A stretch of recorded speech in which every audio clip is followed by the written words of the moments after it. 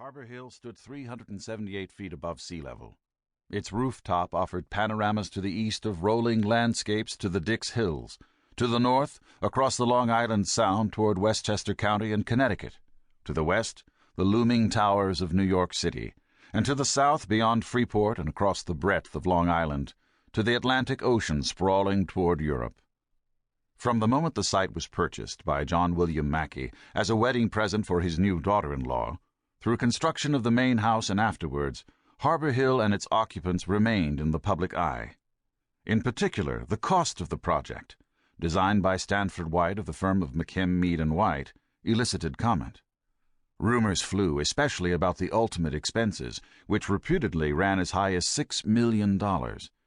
In fact, completing the house, its grounds, and its outbuildings came to just a fraction of that amount, but the total still staggered all but the very richest of the rich. No one took a greater interest in this subject than the man paying the bills, John William's son, Clarence Mackay. Early on in the construction of Harbor Hill, the architect wrote to his client, "You must acknowledge that in the end you will get a pretty fine chateau on the hill, and with the exception of Biltmore, I do not think there will be an estate equal to it in the country." In White's opinion, his mansion for the Mackays would compare favorably with Richard Morris Hunt's recently completed French Loire Valley Chateau, built for George Washington Vanderbilt in Asheville, North Carolina.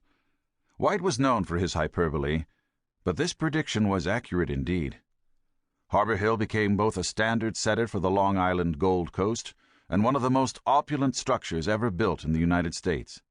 When the house was completed in 1902, the costs, all told, came to some $830,000, roughly $20 million in today's dollars, and that was just the beginning.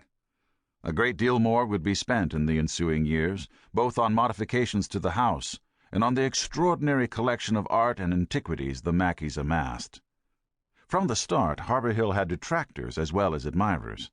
Local newspapers publicized the complaints of local residents who were now banished from what had been a favored picnic site. House Beautiful magazine derided Harbor Hill in an article titled, "The Poor Taste of the Rich." Architectural Record called the mansion grandiose and pretentious, pointing to it as an example of the sacrifice of taste for stunning effect. By and large, however, Harbor Hill drew awe and praise from architectural writers and critics.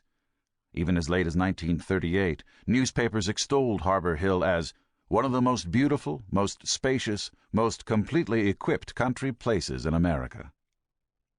Likewise, the Clarence Mackays themselves lived with intense public scrutiny and judgment. The son of a penniless Irish immigrant who had transformed himself into one of America's wealthiest men, Clarence Mackay and his bride found themselves featured on society pages and in gossip columns throughout their conspicuous and ultimately disastrous marriage.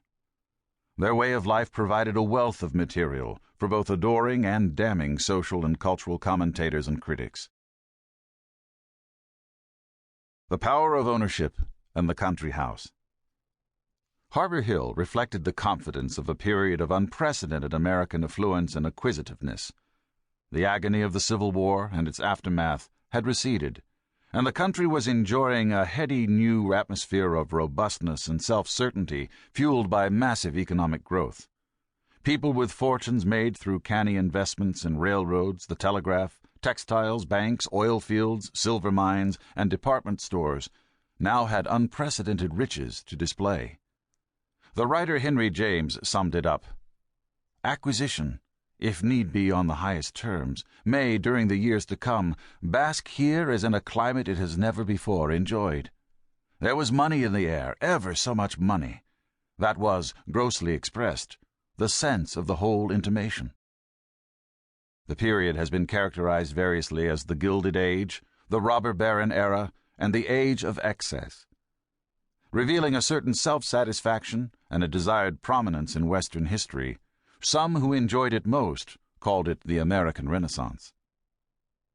Along with tremendous amounts of new money came a need to spend, which would affect several generations to come. John D. Rockefeller, Cornelius Vanderbilt, and John William Mackay made the initial fortunes, and while they did spend sizable sums, it was their children and in some cases their grandchildren who really caught the acquisition bug. One defined oneself during the Gilded Age.